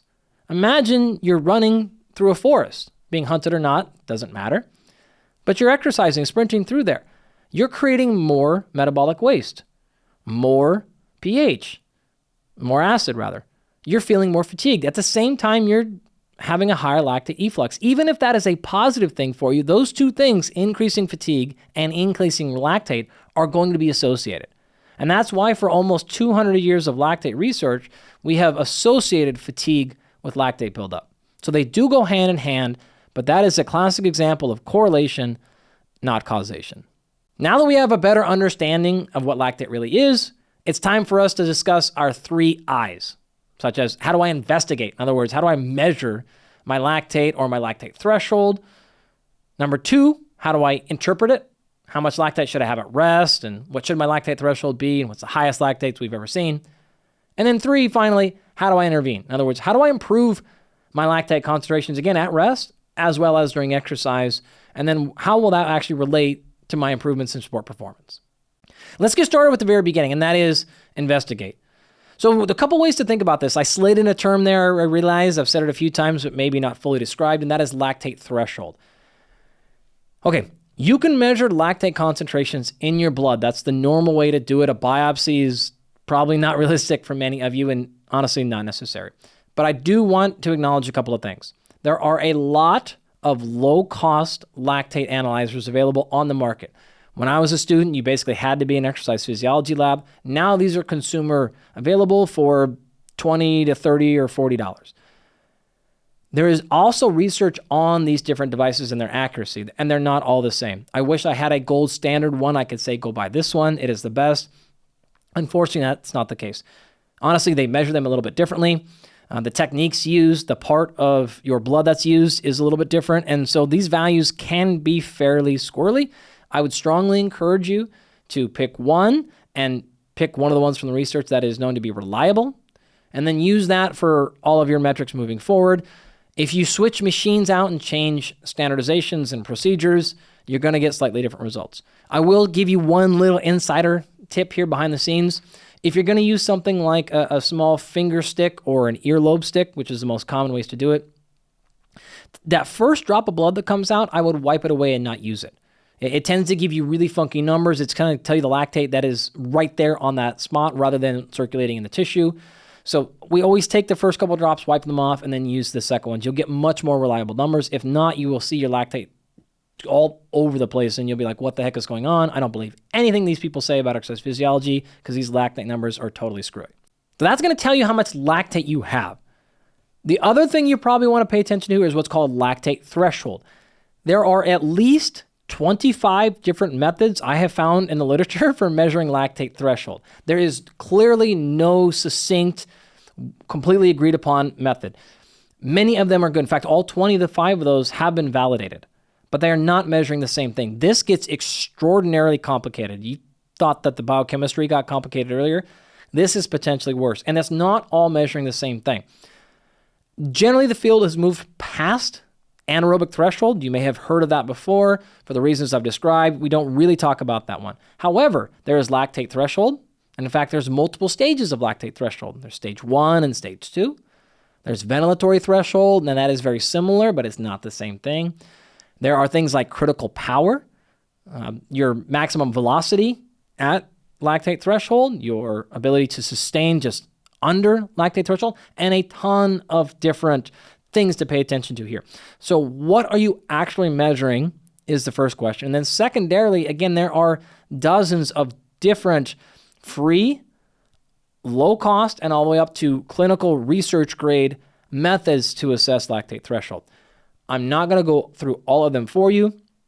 Rather, I want to arm you with the tool of saying, if you care about learning something like your lactate threshold, that's great. But really pay attention to what your needs are. So what sport are you in? Are you a distance runner? Are you a rower? Are you a more anaerobic sport athlete? What are you using? And try to pick the test that is best for you and your situation. And what do you care most about? Ventilatory threshold, anaerobic threshold. Do you want to know your race pace? That's probably the most common reason people get a lactate threshold test done, is they want to know what pace to run at during their races, or how fast they need to run to be in zone 1 or 2 or 3 or 4, how much time they should spend at each exercise intensity, and things like that. And so it is extremely context dependent going through lactate threshold. I will give you a couple of examples here, but I did need to make sure you understood, depending upon where you look, you can see wildly different numbers, wildly different protocols, and dozens of different free or in laboratory assessment methods for lactate threshold. With that entire preamble aside, even me trying to describe to you what I mean by lactate threshold, it's different for each one of these definitions. Quick example. The general idea here is we're trying to figure out how fast can you run, or how hard can you row or cycle or whatever you're doing before we see a different change in our slope of lactate. What do I mean? Imagine you're sitting there at rest and you're producing a very marginal but small amount of lactate. And now we start jogging, and then we slowly, over the course of, say, 10 to 30 minutes, increase our speed of jogging. Okay, as I increase my speed, I'll increase my fatigue. I'll get more tired. But that's not a linear increase. It becomes exponential. It is linear at the bottom, and then at some point, we have this sharp uptick in fatigue. Now, that is what we're trying to identify as our lactate threshold. What we're saying is, if I know that, and let me give you some numbers here. Let's say you can run at 20 miles per hour. That's pretty darn fast. It's not the fastest ever, but that's pretty fast, and we'll make numbers easy. All right, imagine you and I both run at 20 miles per hour. And let's imagine, just make it even easier, we have the same VO2 max. So we both have a VO2 max of 100. That would be very, very, very high, but I'm trying to make math nice and easy for you. So you and I can both run 20 miles per hour and our VO2 max is 100. Who's going to win the race? Well, if we look at classic exercise physiology literature, there are three main predictors of endurance performance. And again, I really want you to think about marathon running, just as an easy example here. Your VO2 max, your efficiency, and your lactate threshold. What I'm effectively saying is, if you and I both have the same VO2 max and the same maximum running speed, but you are slightly more efficient than I am, you will have more energy to run that race. So even though we can run as fast as each other, you'll be able to run at a higher percentage of your max speed before you get tired. This is classic Jack Daniels, not the whiskey, the famous running coach, has a ton of work in this area. In fact, a lot of people call him the greatest running coach of all time. I'm not a runner, so I don't know. But he really laid this stuff out and said, all right, if it's not those two things, it's your lactate threshold. So if both of us can run at 20 miles per hour, but you can run at 16 before your lactate really starts to increase, and I can run at 15, that means in the race, I have to run the race at 14.9, because if I go at 15, all of a sudden I have this massive increase in lactate. And you get to go at 15.9. You get to run a whole mile an hour faster than me, even though our maximum speed is the same and our VO2 max is the same.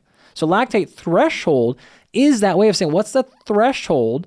How much work can I do? How many watts can I put out on my bike before I have this, again, excessive increase in lactate buildup?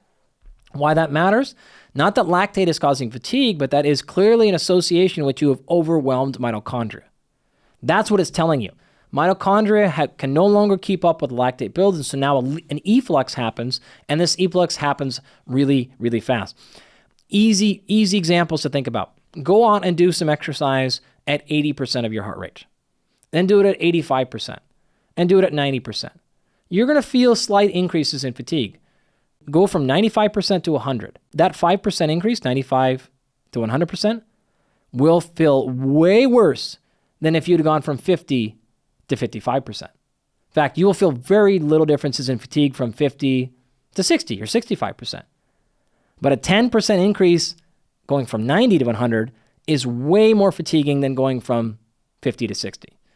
Hopefully that makes sense. And so fatigue is not linear like that. With lactate threshold, we're trying to identify, well, where do these breaking points, or what a lot of times we'll call them as deflection points, happen?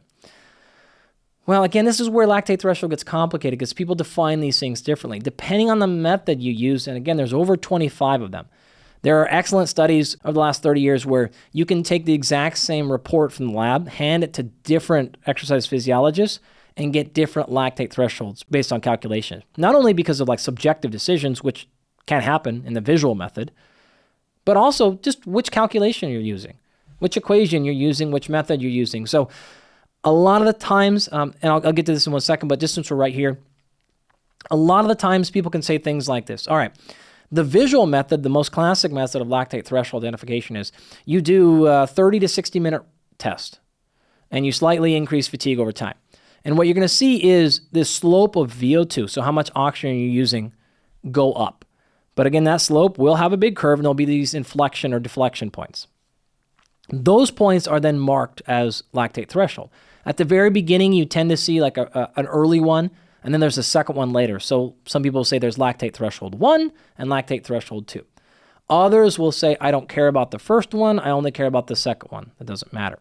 It tends to be lactate, and we would have covered this in 1 second, but we'll do it now, I guess, since we're here. At rest, your lactate is typically something like 1 millimolar, maybe down to 0.5 millimolar in that neighborhood. And a lot of people will then say lactate threshold happens at 2 millimolar. Now, you may be familiar with that because that is generally what people say as the threshold for being in zone 2 training. And that's exactly why. One of the major reasons people are excited about zone 2 training is you're actually saying we're specifically staying below that threshold, which means we are not going to overwhelm mitochondria. We're going to train them and work them, but we're not going to let them off the hook. Because if we go too high, we've bypassed that system. We're now having to deal with so much lactate efflux that we're using different fuels of energy production. So we're going to stay right below that threshold to make sure we put the most pressure possible on mitochondria. This should enhance your ability to use fat as a fuel source. This should enhance mitochondrial biogenesis and a bunch of other positive benefits associated with that type of training. Others are then going to say, no, lactate threshold happens at 4 millimolars. It's a different thing, but there is a very clear distinction between 2 and 4.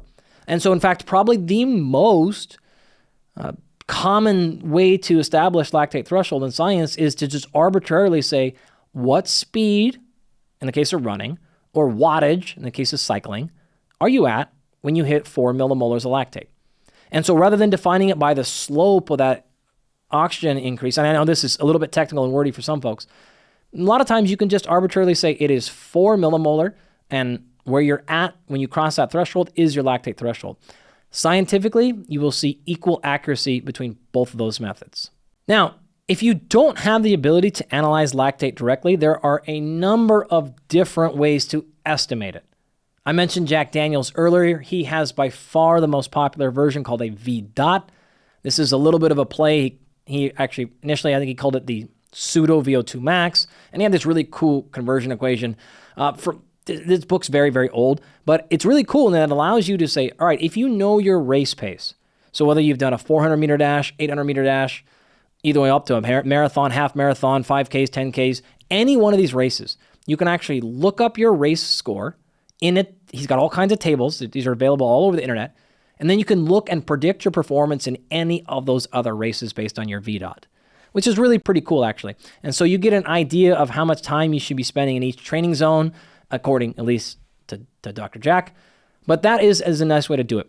Is it perfect? No. Is it scientifically validated? Yeah. So pretty cool tool there. If you want to know more about your race pace, if you have the data from one, you can predict it in many others. If you want, you can go to the show notes and pull up the papers and these exact tables and look up your scores. But I'll give you a couple just since we're here to have a little bit of fun. Let's take a mile. Most people know their mile time, and you probably think back to high school. In fact, you should go run one right now and see where you're at. I always think like once a year you should go run a mile and see where you're at. Okay, so let's just pick a random score here. Let's say you ran a mile in 7 minutes and 38 seconds. According to this table then, you should be able to run a 10K in 53 minutes or so, a half marathon in an hour and 58 minutes, and a full marathon in 4 hours and 4 minutes. If you've ever done any of those events, that smells pretty good, right? You're running a 7.5 minute, 8 minute mile. Recreational runners that go run a marathon, probably going to do a 4 hour marathon. Those numbers, again, are pretty good. If we want to have a little more fun for those of you faster out there, let's say you have a VO2 max of 70 milliliters per kilogram per minute-ish. More specifically, technically VDOT of 70, but those are somewhat interchangeable here. This should mean you should be able to do a 1 mile race in 4 minutes and 19 seconds, which is cruising.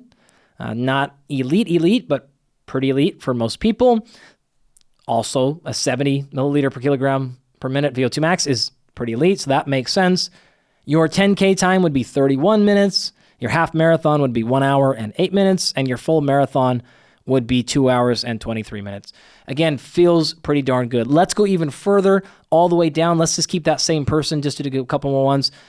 If you wanted to do kind of interval pacing, you'd run a 400-meter dash in 71 seconds, which, again, feels about right, and a 200-meter dash in 32 seconds. And so, again, you can look up any one of these, and there's a bunch of them. If you want to look up your marathon pace, your easy running pace, your threshold pace, your interval pace, your repetition pace, they're all available in these, 30, 40, 50-year-old charts at this point. I can just tell you anecdotally, spending many, many years in exercise physiology labs with a lot of endurance athletes, though I'm not one myself, and these numbers are pretty good. I've yet to find anybody who's significantly off on them. You'll have some people who are just a little bit unique, but they're pretty darn good and pretty impressive to figure all this stuff out without the advanced technologies we have now. I know we got a little bit off track there, but to wrap up the investigation, if you want to know your lactate levels, a lactate analyzer is really the only way to do it, but really pay attention, get a high quality one, and use the same one over and over. If you want to know your lactate threshold, you have dozens of ways to do it. The gold standard is to go into a laboratory. At this point, it's somewhere usually between $100 and $200 or so to find a lab that has a metabolic cart. Now, not all offer a lactate threshold test, but if they do, that's probably what you're going to be looking at. They tend to last something like 30 to 60 minutes. You're going to have to run for a long time, and it's a lot different than a VO2 max test. So if you specifically want a lactate threshold test, you need to ask for that. Not nearly as many labs offer that as a VO2 max test. In the VO2 max test, some will take your lactate, but that's not a true lactate threshold test. That's a very different thing. Usually what we're looking at here is something like 4 to 5 minute stages where we slightly increase the velocity on the treadmill or something like that, and we're going to take a finger or ear stick and plot out your lactate every 4 minutes for, like I said, 30 to 60 minutes. So that is the kind of the gold standard if you really want to know.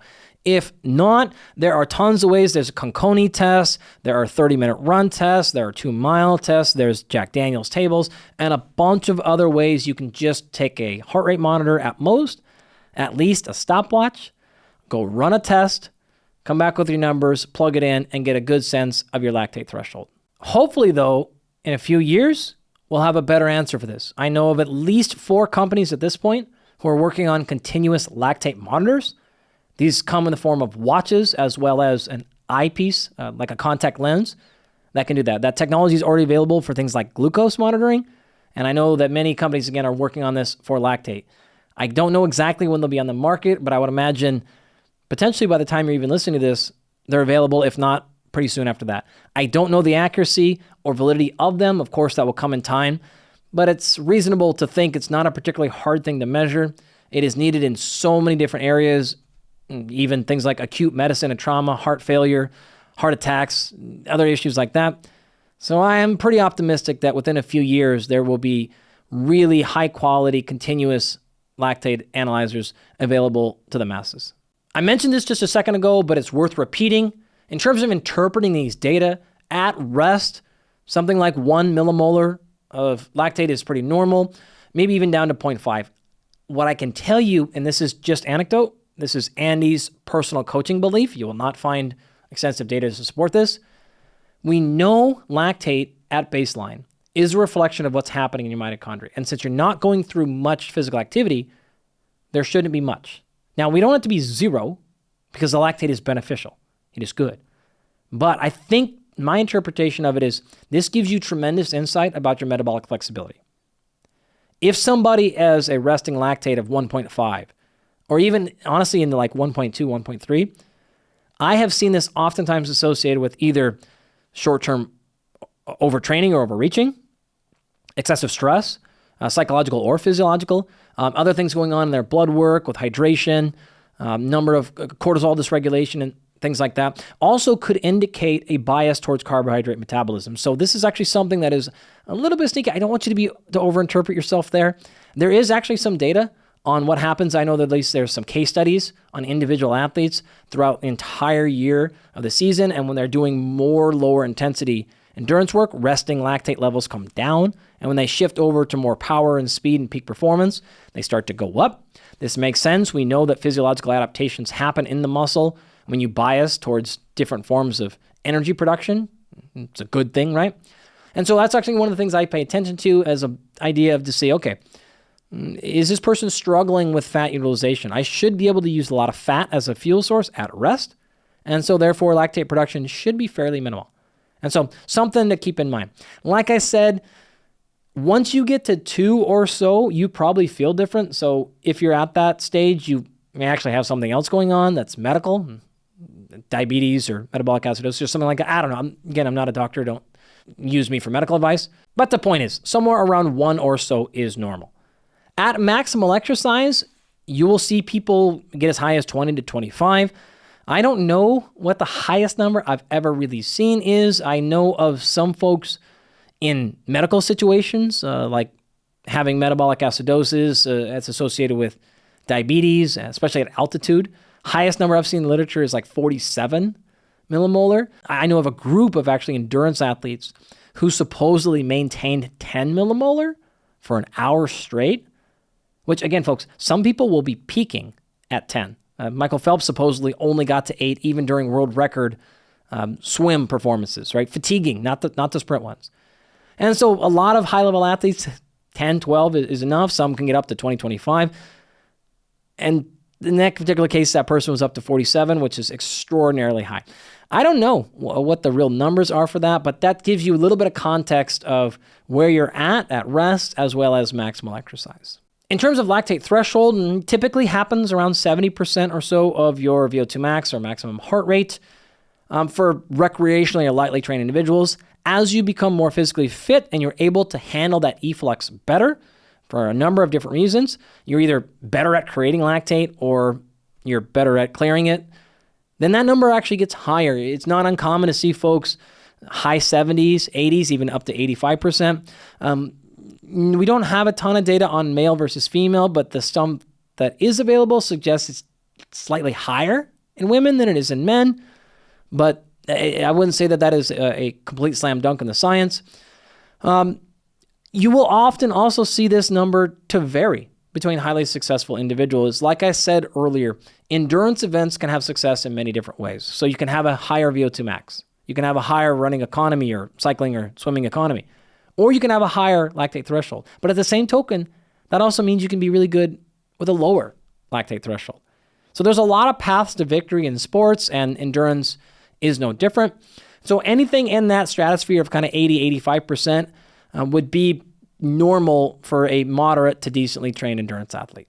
Fun fact, while we're on this point, remember the heart itself needs metabolism. So it is going through energy production. It is then therefore generating lactate as a byproduct of its own endogenous energy production. So the energy needed for the heart to contract. Now, if you give a given second, typically when your heart is contracting, that takes around 200 milliseconds, and around 800 of the milliseconds then are left where the heart is not contracting. So it's filling back up with blood. It's thought then that during that contraction time, you're producing lactate. During the relaxation time, which is, again, 4 times as long, it's clearing the lactate. But once heart rate gets really, really high, and that goes from a 4-to-1 relax to contract ratio to 3-to-1 to 2-to-1 to 1-to-1, or even more than that, the heart doesn't actually have enough time to clear all of its own endogenous lactate production, which is one of the reasons why you become fatigued. Which brings us to our final I, intervene. A handful of ways you want to think about this. Number 1, you want to make sure you're metabolically flexible so that we're not creating too much lactate at rest and not too little as well. We talked about possible supplementation directly of lactate, and that doesn't seem to be panning out at this particular point. Maybe more hope for gels and creams, but as a direct supplement, doesn't seem to be super effective. Nutritionally, well, you might think about carbohydrates are important and the primary place in which lactate is created, so then should I have lower carbohydrates or should I have more carbohydrates? At this point, I don't think there's any specific rationale to think as long as metabolic flexibility is appropriate, that increasing or decreasing carbohydrates is going to play a significant role in your quality of lactate management. Will it change production? Look, anytime you have more carbohydrates, especially directly prior to exercise, you're going to bias carbohydrate metabolism, which is a way of saying you will shift more of your energy coming from carbohydrates because more is acutely available. So will that shift and alter lactate production? Potentially. But is that making a meaningful impact on human performance? Well, outside of the benefits of having carbohydrates in your system, it's unclear at this point. In terms of training then, all we really have to think about is what's going to advance and increase mitochondrial health, quantity, and size. And the reality of it is you have a ton of options here. We talked about this a lot in our other episodes on the heart and VO2 max. And so I'll keep it brief here. You can head over there for more detail. But you have different options. What about low intensity exercise? What about zone 2? Well, let's run the whole gamut here. Starting off with low intensity exercise. We know that zone 1 or zone 2 can enhance mitochondrial quality. This is almost by definition staying at 2 millimoles or lower. So that's absolutely a strategy. In fact, many distance and endurance coaches are going to spend a lot, if not most of their time in that area, and for probably very good reasons. If that also increases capillarization and we're able to then get out lactate of the muscle and get it spread across to the other tissue, the heart, the liver, the kidneys, the brain, then that's going to be effective. What about more moderate continuous exercise? In the research, we generally abbreviate this as MICT, so moderate intensity continuous training. Well, that works too. Now you're probably in the neighborhood of 2 to 4 millimolars, something like that, and you're going to be doing it for a longer duration. Is it having the exact same effects? No, but has it been shown many, many times to enhance mitochondrial quality, fuel utilization, and waste removal? Absolutely. Continuing past that, what about higher intensity stuff? Really, now we're talking about a couple of things. High intensity intervals is a good way to do it, and you can do these in long or short. The short version would be something like 20 to 90 seconds of a burst, followed by 1-to-1 or up to 3-to-1 rest. So this could be as short as 30 seconds of rest, up to even 3 minutes or more of rest. Also incredibly effective. We know this increases VO2 max and certainly lactate threshold as well as overall economy. So another possible strategy. The longer duration intervals would be more like 2, 3, 4, up to 5 minutes with an equal or larger amount of rest. This is a classic, most well-described one, 4 minutes of all-out work, matched by 4 minutes of rest. Important to realize when I say things like that, 4 minutes of all-out work, I really don't truly mean that. You can't be at 100% of your VO2 max for 4 minutes. Typically, high-intensity interval training is really honestly somewhere between 85 to 90, maybe up to 95%. And so good, but a slightly different mechanism. The highest on the end here, then past that, is what we usually call SIT or sprint interval training. And now this is truly at 100, if not higher or super maximal, all-out exercise. The duration here is far shorter, sometimes as low as even like 10 to 15 second bursts, matched by a lot of rest. But now you got to repeat this many, many times. So instead of doing things like 30 seconds on, 30 seconds off for, say, 4 attempts or 5 attempts, or even your longer duration ones for, again, 3 or 4, you're doing many more, maybe up to 20 repetitions, if not more than that, of these short bursts. If you look at the research and the studies, even the meta-analyses that have directly compared MICTs, moderate intensity stuff, with low intensity stuff, maybe even high intensity intervals and SITs, and there's lots of different combinations in the research here, you're going to find slight differences. I'll acknowledge that. But all of them work. Do they have unique components to it? I think so. I don't think we have a ton of information to explicitly say that with confidence because, again, they all generally work. Now, sometimes in some studies and some meta-analyses, some work slightly better than others for different aspects. And so to me, the clear answer is you should probably have all of it in your program. There should be plenty of time at low intensity, steady state, sub 2 millimolar. Sometime, though probably not a ton, but sometime in 2 to 4 millimolar range, continuous submaximal stuff. A decent amount of time in these higher 85 to 95% high intensity interval ranges. And then some small amount of time in these super maximal. But the final point here is this. Remember, fatigue exists on a non-linear curve.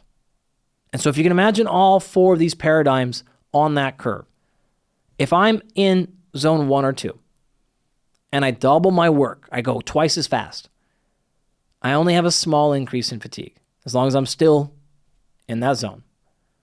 Going from 40% to 55% is not much more fatiguing. But as I go and I cross MICT and I get into the high intensity intervals, now 2, 3, 4, 5% increases have huge increases in fatigue. And now I get all the way up to super maximal. I have large increases in fatigue for very small increases in performance. To me, that suggests you should probably spend small amounts of time in the top end of the range, some amount of time in the middle, and then a lot or most of your time in the low end of the range. The rationale not being low intensity is more effective. It clearly is not. I need to repeat that. Low intensity is not more effective at improving VO2 max. It is not more effective at fat loss, which we've talked about in other episodes. It is not more effective at improving mitochondria. It is, however, more recoverable. At the same time, it takes a long time. And so the benefit of going at moderate and high and even really high intensities is they're really, really short. I don't need to be running for 45 or 60 minutes. And they are providing unique and potentially more adaptations. I just can't spend all my time doing that because I won't have the recovery necessary to keep it up for long enough to really get sustained adaptations. So in my opinion, whether you're in this for sport performance, you want to run a marathon, you want to row in a race, you want to do a Ironman, or whether you're in this for life, you just want to improve your VO2 max, you want to enhance your metabolic flexibility, improve your overall mitochondrial health, have more energy throughout the day, more global recovery, be better at utilizing all forms of fuel, the answer at the end of the day is still the same. You probably want to train over that full spectrum, making sure we lower or at least keep our lactate production at baseline, moderate to low, enhancing our lactate threshold, enhancing our total ability to produce, to generate, and to handle and clear lactate once it's there, appreciating all the benefit it's doing for our memory, for our brain health, for our cognition, for our heart, for our liver, for our wound healing, for our immune system, for our digestive system, and everything else that lactate is doing to make us a healthier, happier, and better performing human. Thank you for joining for today's episode. Our goal is to share exciting scientific insight that helps you perform at your absolute best. If the show resonates with you and you want to help ensure this information remains free and accessible to anyone in the world, there are a few ways that you can support. First, you can subscribe to the show on YouTube, Spotify, and Apple. And on Apple and Spotify, you can leave up to a 5-star review. Given that we're a new podcast, subscribing and leaving a review really does help us a lot. Second, please check out our sponsors. The show would not exist without them, and they really are exceptional products and services. And then finally, you can share today's episode with a friend who you think would enjoy it. If you have any content questions or suggestions, please put those in the comments section on YouTube. I really do try to read these and see what you have to say. If you have yet to sign up for our monthly newsletter, you can do so at performpodcast.com. Our newsletter provides episode summaries with the key takeaways for each and every episode of the podcast. This includes topics like how to improve your VO2 max, how to build muscle mass and muscle strength, how to optimize your sleep for high performance, and much more. To sign up, just go to performpodcast.com, click newsletter at the top of the screen, and then enter your email address. Once you sign up, you'll receive access to all of our newsletters. I use my Instagram and Twitter also exclusively for scientific communication. So those are great places to follow along for more learning. My handle is Dr. Andy Galpin on both platforms. Thank you for listening. And never forget, in the famous words of Bill Bowerman, if you have a body, you're an athlete.